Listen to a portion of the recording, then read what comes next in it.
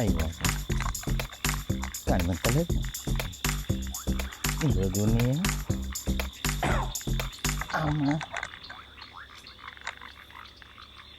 ఎక్కడ ఉన్నారే బాబు కనిపిస్తుండే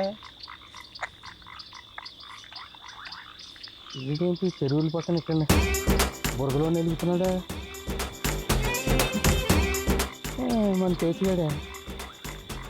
ఎన్నటి దాకా బాగానే ఉన్నాడా పంపించి మంటలు ఇచ్చిందంటావా చాలు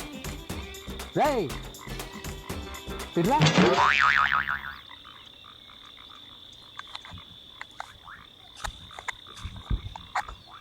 తేడాగా ఉన్నాడు ఏంటి ఏం చేస్తున్నారు అక్కడ ఎత్తుక్కుంటున్నాను అదే ఈ చెరువుల పక్కన బురదలో ఏమి ఎత్తుకుతున్నావా అని ఎత్తుకొని చూసా ఇప్పుడు నిన్నదాకా వర్షాలు పడ్డాయి కదా మొన్నటిదాకా వర్షాలు లేక కరువు వచ్చింది అప్పుడు వర్షాకాలం కాబట్టి వర్షాలు కురుస్తున్నాయి నేటి వర్షాకాలం అనే కాదు అది ఎందుకు పడ్డాయి తెలుసా మొన్న గట్టి మీదకి వచ్చినప్పుడు 2 కప్పలు చూశాను అక్కడ ఒక 2 కప్పలు రొమాన్సింగ్ చేసుకుంటున్నాయి పెళ్ళికి ముందు రొమాన్సింగ్ చేసుకున్న తప్పు అని ఆ రెండింటికి కలిపి పెళ్లి చేశాను అబ్బో అంతే తెగ వర్షాలు కురిసేసినాయి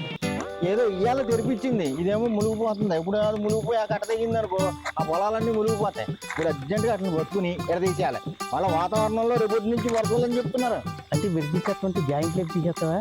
వారు బాబు పెళ్లి చేశానా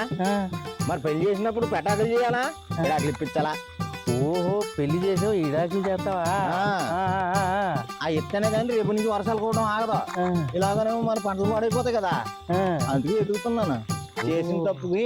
పాయచిత్తంగాను ఎడదీసేద్దామని అవి ఏమో ఎక్కడ ఉన్నాయి కనిపించలేదు ఎటు వెళ్ళిపోయి కాపరా ఎట్టేసి పిల్లల్ని ఎట్టేస్తున్నాయని నా భయం ఒరే ఊర్లో వాళ్ళందరూ మీ చేతిగడికి పిచ్చెక్కిందా అని అంటున్నారు ఆడికి పిచ్చి ఎక్కడ పెట్టినాము కాదు ఇప్పుడు చూశాను నీకు నిజంగానే పిచ్చెక్కిందిరా పిచ్చి దడుతుడా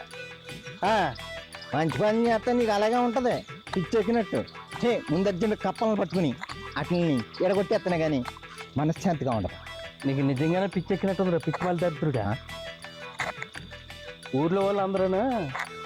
ఈ పిచ్చి చాట్లకి ఆడు అసలు ఏం చేస్తున్నాడు ఏమి లేదు ఊరు నుంచి బయటికి గెంటేయండి చెప్తున్నారు బయటికి గెంటేయటం కాదు తీసుకెళ్ళి పిచ్చి హాస్పిటల్లో పడేయండి దరిద్రుడు